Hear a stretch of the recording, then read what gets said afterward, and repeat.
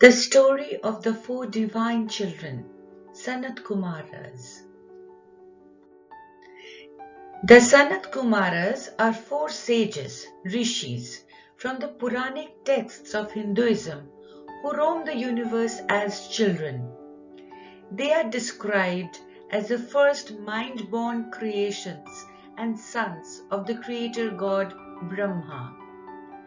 The Kumaras are mentioned in the Bhagavata Purana as one of the 12 Mahajanas, great devotees, who, although being perpetually freed souls from birth, were drawn to the devotional service of Vishnu due to their inborn enlightened condition.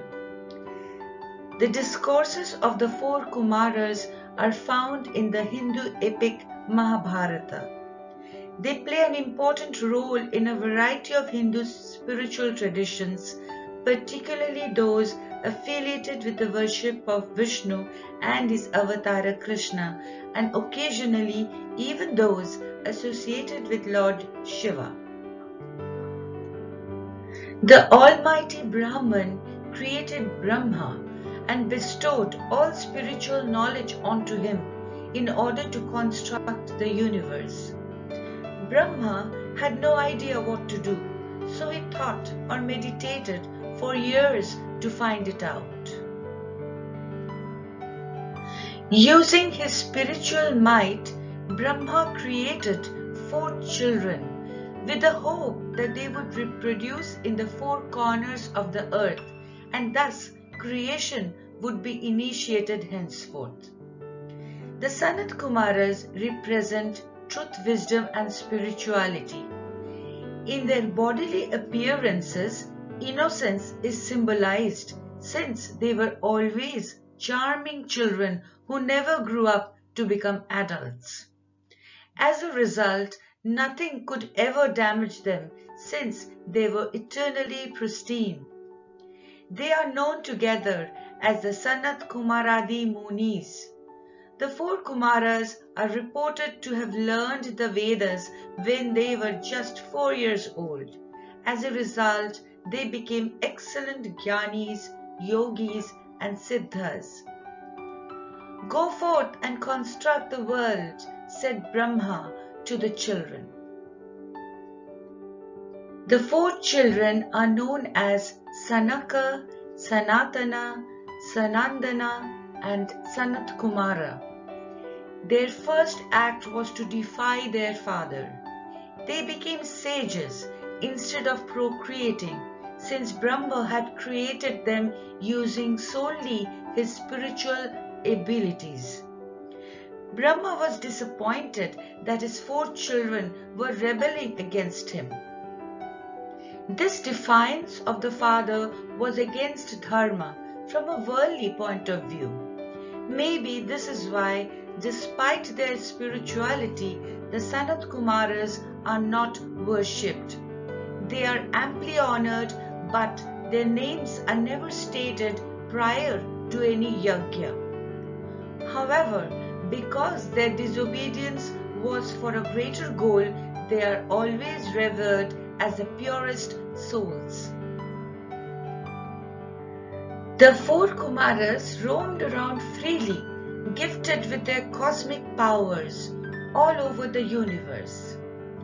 During one of their sojourns, they arrived at Vaikuntha, the abode of Bhagavan Vishnu. The city, which is the abode of Vishnu, is located at the center of 7 circular walls and is considered a place of bliss and purity. It has 7 gates of entry. The four Kumaras passed through the first 6 gates without any hindrance.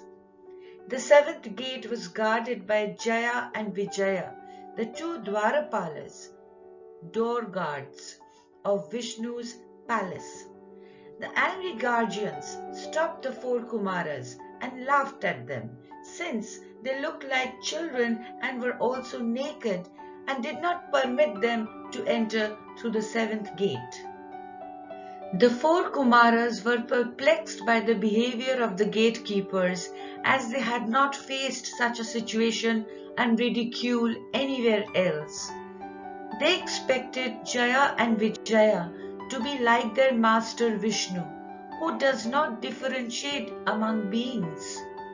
Enraged, the Kumaras cursed them to be born on earth thrice, as three villains with characteristics of lust, anger, and greed. The gatekeepers accepted the curse and bowed to the Kumaras and begged for their forgiveness. Lord Vishnu, who learned about the incident, appeared before the Kumaras in his glorious form.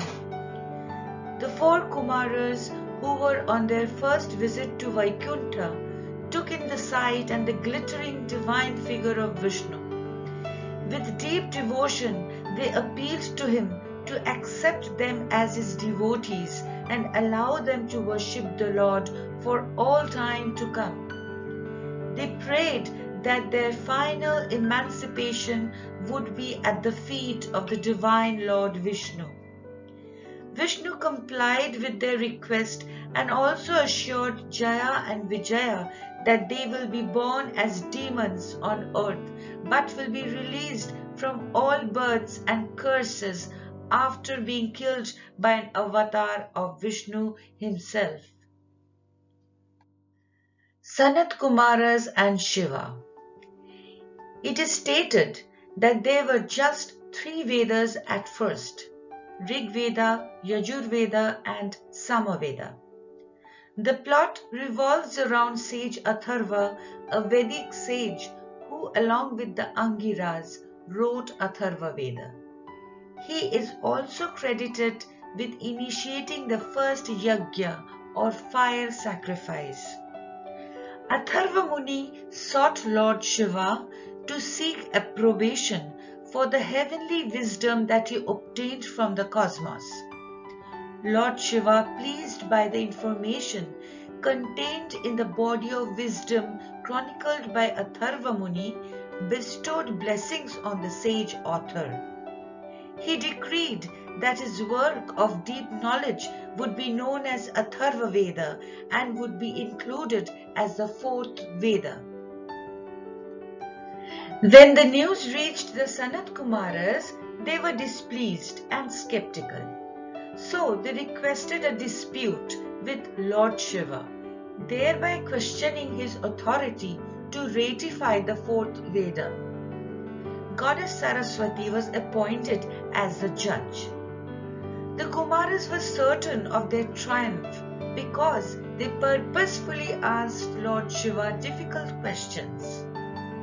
The Lord of all supreme knowledge calmly addressed every query.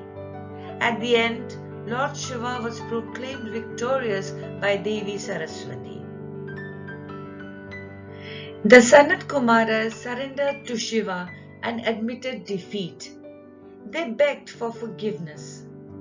Shiva gazed affectionately at the children, genuinely pleased by their wisdom. Even in triumph, Shiva has the greatest attribute of recognizing the value of one who is lost.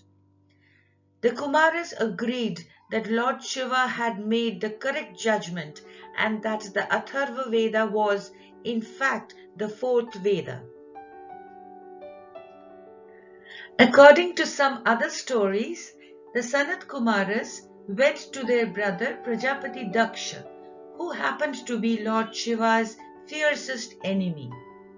Angry because his 4 brothers had been defeated by Shiva, he cursed them to stay as tiny children forever. The 4 sages then reverted back to their original appearance as little children.